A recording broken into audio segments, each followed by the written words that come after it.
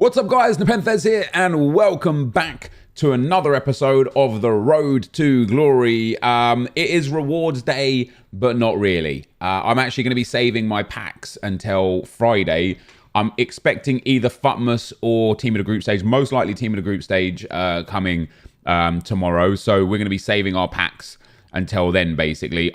You guys know I'm not really in the mindset of saving packs. I think if your luck's in, your luck's in. But when it's for one day, I definitely think it's worth it. For example, just to explain, because some people on Twitter were like, oh, I thought if your luck's in, your luck's in. What I'm saying is, like, I wouldn't necessarily say, hey, start saving your packs now for Team of the Year, because during that 6 weeks, the amount of things you could do with the coins that you got from the packs that you saved versus what you might get during the, during Team of the Year is crazy. And it's the same when we start doing Project Team of the Season or something like that, which I may still do. But bottom line is I'm happy to save packs for a day, and so we will. And we're going to take a Jumbo Premium Gold Pack, a Rare Players Pack, and a Mega Pack from Division 4 right there. We're going to pop that in, and I'm going to hold on to that. And I'm going to try and grind out a few drafts today as well. Funnily enough, in terms of draft, I actually played a draft, which you're going to see today, and I opened the 50k and the 5k pack, and it was incredible. So you guys are going to see that today, which I'm very, very excited about. So 2 more mega packs, 30k coins and a 50k pack. As per usual, I didn't do any trading on Wednesday night. I didn't buy and sell meta players at a heightened price or anything like that. Realistically, I'm never going to get to 10 million coins for Team of the Year. I'll be lucky to get towards 5 or 6 million coins. So we'll see. Hopefully, we'll still be able to buy a Team of the Year attacker. So in terms of Team of the Week, guys, there really isn't, other than Virgil van Dijk, there really isn't a single thing that I care about. Just not a thing. Celestin, I was going to go through them all one by one, but ultimately, there's not a single player, including Van Dijk, that I couldn't just afford to buy anyway. And then there's not a single player in the Team of the Week where I look at and I think, oh, he'd be a nice addition to my squad. Not one. There are 1, 2, 3, 4, 5, 6, 7, 8, 9, 10, 11, 12, 13, 14, 15, 16, 17, 18. 18 of the 23 players are 15k or less. You got Van Dijk at 1 million, Carvajal at 90k, Fekir at 40k, Immobile at 70k, Dele Alli at 78k, and then everybody else is 20k or less. So there you go. I'm looking for rating or I'm looking for Van Dijk. And this is why I don't play champs to elite anymore. Until EA change the rewards or until champs changes the entire structure, there is just no desire. There's just no desire. I don't even know why I'm looking at this. He's 10k if I wanted to buy him. Let's take the rating with cost deal there. And then secondarily, we're going to go for, we get Celestin. So we actually get one of the higher rated cards. We can take him. We can use him. 6-1, they go 94, 95, 90, 95, 94. It's not bad as far as a goalkeeper goes. And again, I know I only got gold 3. I don't necessarily deserve more than what I got there.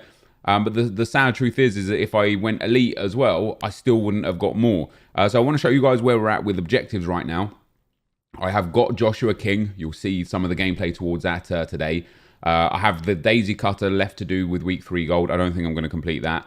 We're working well on our way towards the elite storyline rewards, which again, I'm going to complete today and save for tomorrow. So that'll be a Prime Gold Players Pack, a Jumbo Premium Gold Pack, a Gold Players Pack, and a Jumbo Gold Pack. And then Squad Battles and Play Online we'll just get through in time. And I might start working today towards a Premier League player. Just get those 2-player packs, man. Just get those 2-player packs stacked up. Again, just have a chance of packing Team of the Group Stage cards. This is the team that I'm using on the screen right now for... this is what we're using for the elite storyline objective. I only need 1 more win with Vasquez in the team, and then I need 4 more games, I think, with Vasquez in the team, and then we need to go and play some Squad Battles games to get those assists.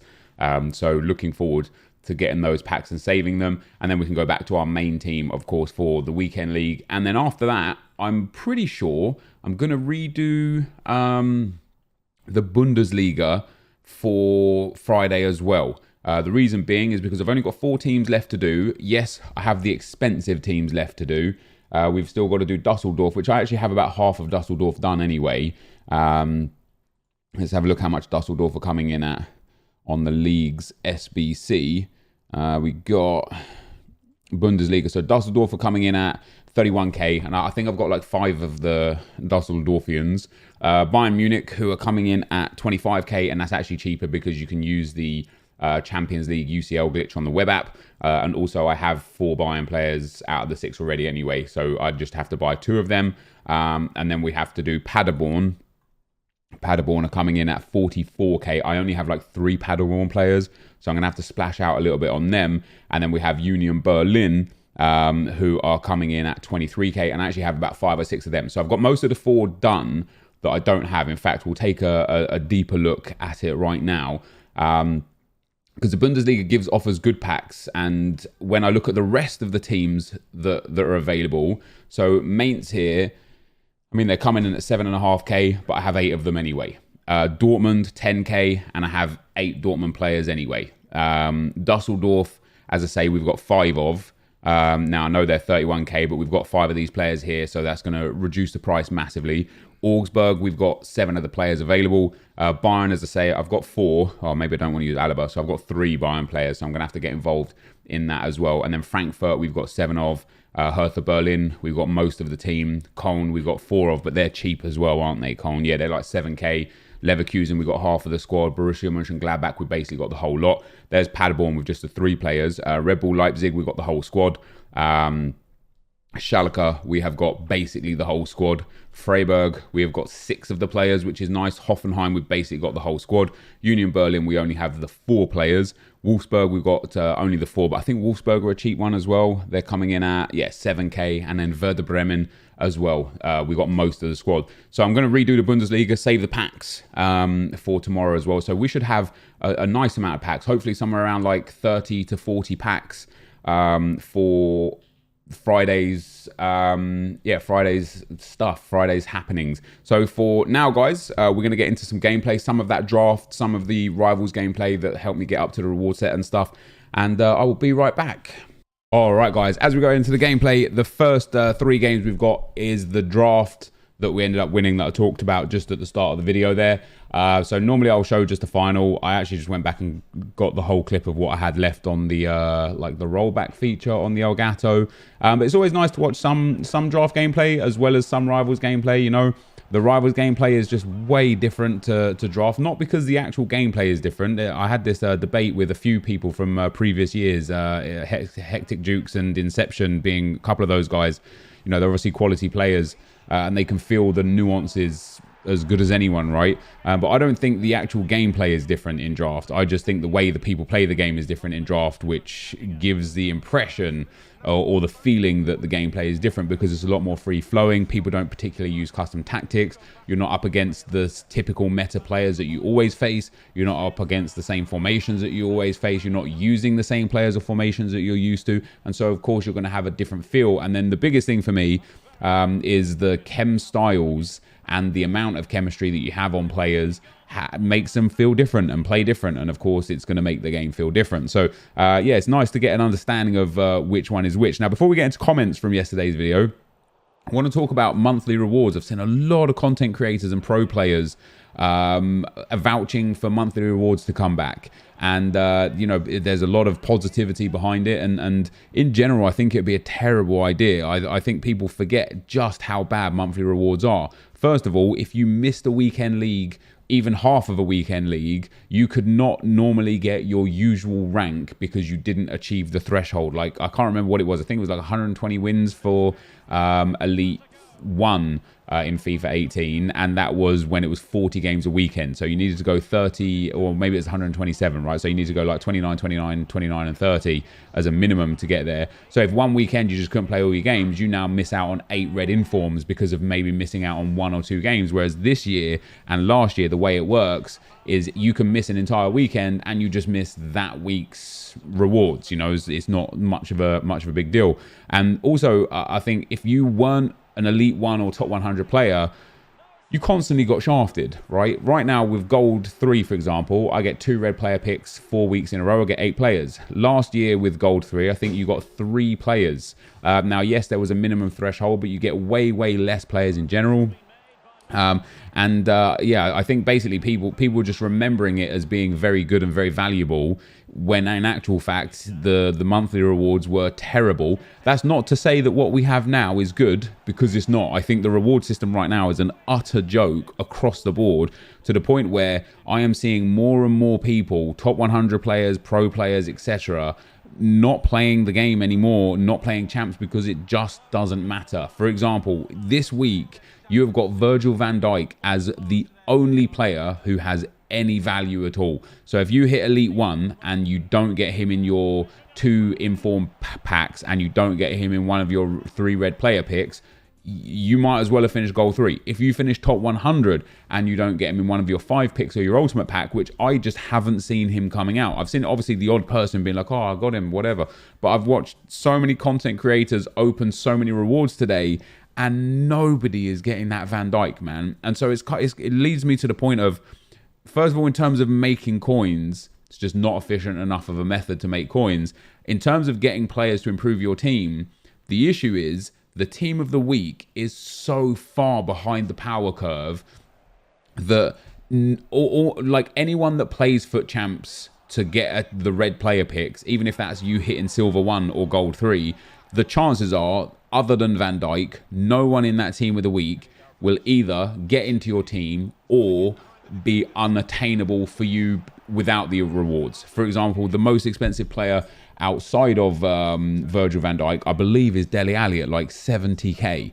Like, you can just make 70k so quickly. So you got Immobile 73k, Dele Alli 81k, Van Dijk at 1.1 million, and then Fekir at 40k. Other than those 4 players, every single player is worth less than 20,000 coins. Every single one. So it just leads me to that point where it's like, it's not about monthly rewards or weekly rewards needing to be changed or anything. It's the whole landscape of Ultimate Team, Rivals, Champs, Draft, Squad Battles. The whole lot needs to start rewarding people for their time far more than it currently does. Because if you're a Gold 3 player and you go in and you get your 2 red player picks and it's like Costil and Da Silva, you might as well just not have played, or have played for fun, which of course is the next issue within this game, is that this gameplay just isn't fun in any regard. It's not good enough to play for fun. It's not rewarding enough to play for fun. It's not engaging enough to play for fun. And just all around, people just have a terrible experience on FIFA, which leads us into the first comment, which is from Ryan Green. He says, hey Nep, just wanted to know your thoughts on the state of the game at the moment. Personally, the game has already died for me and I have no motivation to play it. Also, the gameplay is so garbage and the objectives are trash. Keep up the good work, thanks. And then there was another comment, I can't find it. It was about Black Friday, how somebody had given up after Black Friday. And what was noticeable is that most, I can tell, generally speaking, how engaged people are with FIFA right now based on how many views I get on a video. I know that might seem weird, but there is a correlation there. Whereas if EA release something that's really good and really popular, gets lots of views, so people are on the game, they're engaged with the content, they're having fun, or at least they're engaged with the content, right? As we end up packing informed Dele Alli when he was selling for about 115 to 120k. So that was really nice to get him there. And then as per the title of this video, this insane 50k pack, not just because we got informed Dele Alli, but also we managed to pack another inform, a blue card, and Ben Yedder in the same pack. So it really was a very, very, very strong 50k pack. But yeah, so when I upload a video and it gets like 250 to 300,000 views on the main channel, or 150 to 180,000 views on the second channel, I know that people are enjoying that content. I know they're sitting there, they're just loving what's going on because they want to engage with it, they want to watch it, which means they're on their consoles doing it themselves. And then when EA release something and it gets 100,000 or 150,000 views on the main channel and maybe 80,000 to 100,000 views on the second channel, I know it's because people just aren't interested in what's on offer. If they're not interested in what's on offer, probably not playing the game. Maybe they've gone play COD because season 1 of COD came out. Maybe they're playing Fortnite. Maybe there's a new patch on Fortnite or something like that that's coming out. Maybe they're just playing another game. Maybe they're just not playing FIFA. Maybe they're playing Football Manager. I know Football Manager came out recently. Maybe they've moved on to Football Manager. And what happened is that the start of Black Friday, views went big. Everyone was like, oh man, let's see what EA have got for us. Let's see what they've done for Black Friday. You know, the time to give back. It's the day after Thanksgiving. It's usually the day where businesses kind of give good deals on pretty much old stock to clear away for the Christmas shopping and such, but it's a time to give back. And with EA, they gave nothing back to anyone. In fact, if anything, they drew more out of their, out of their consumers.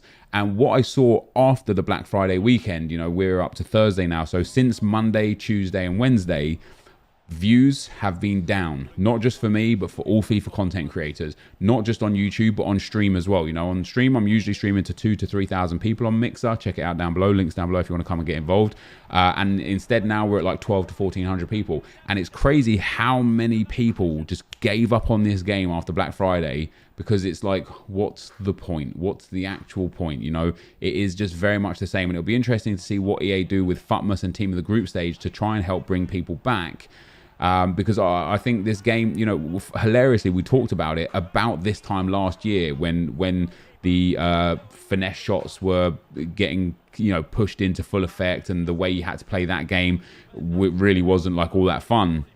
And I talked about how the gameplay was just so bad and so unenjoyable at that point that EA needed a big change for something to happen. They didn't particularly make a big change, and so we just spent the rest of the year kind of like getting through the game, trying to get the small bits of enjoyment out of it that we could when we could. And this year I feel the same. I feel if EA don't change something dramatically, the hardcore users are going to slowly but surely start giving up on this game. What's sad is they don't really care about anybody leaving, because as you guys saw with them selling out 450,000 125k packs in about 20 minutes and 250,000 100k packs in about 3 minutes. Like, they sold out of those lightning round packs so fast that it shows that the general user of FIFA, the casual user, your average Joe that plays every now and then, doesn't really know that YouTube or Twitter exists for content creation and such,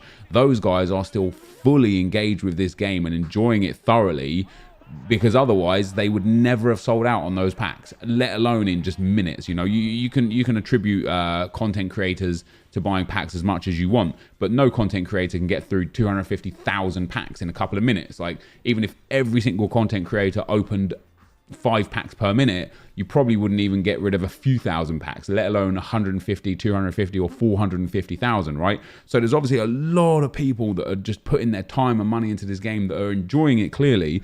And so no matter what we want, no matter what we ask for, no matter how much we want the rewards changed and such, nothing will ever change until it filters down into the casuals and gets them frustrated, which is real sad, because as per usual, and I feel like this is also something we just talk about to death. Ultimately, there is so much potential in this game and this game mode. Everything that EA do, they do it at 1%, and you just think, man, if you even just put in 10% or 15% to what is actually possible and available in this game, you could create one of the best gaming experiences people will ever have.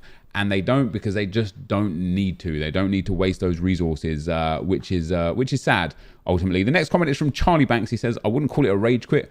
I'd call it a fun leave. The things we tell ourselves. The thing is that I think there's a genuine difference between a rage quit and a fun leave. Like, I was gonna, I've quit a few games over the last few months just because of objectives, because it's about having fun, right? And my fun will come getting the objective card and using them, rather than some of the things that you have to do towards getting the objective card. So if I go 2-0 down against a guy who's not playing for the objective, doesn't care that I'm trying to score a volley or trying to score with a certain player or a certain nationality or something like that, I sit and I think to myself, this isn't fun, so I should leave. It's not, I'm not quitting because I'm angry. I'm not quitting because I'm like 7-0 down and I just can't take this anymore.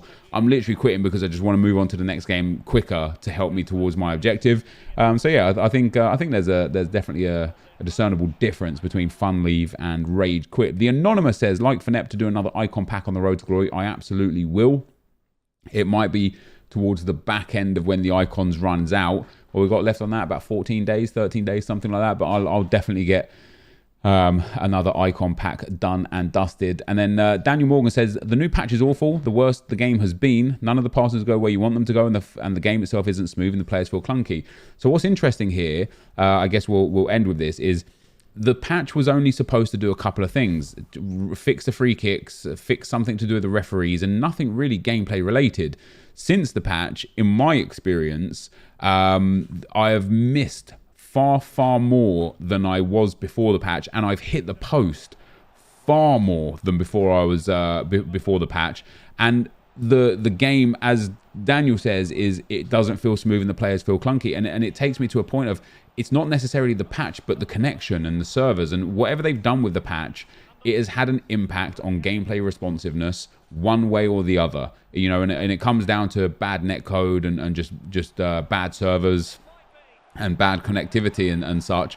And yeah, for me, like the draft that you guys saw that we ended up winning here, game 3 and game 4 of that draft were two of the most unenjoyable experiences I've had in FIFA ever. And I won those games, and because I was fighting against the game rather than just against my opponent, and it does make for a bad experience. And you sit there and you think to yourself, how can they change something so minimally impactful on gameplay? You know, they literally, off the top of my head, I can't even really remember, but they patched the free kick glitch, which I'm happy about. I don't mind that being patched at all. And they decreased the rate of referees giving yellow cards for innocuous tackles.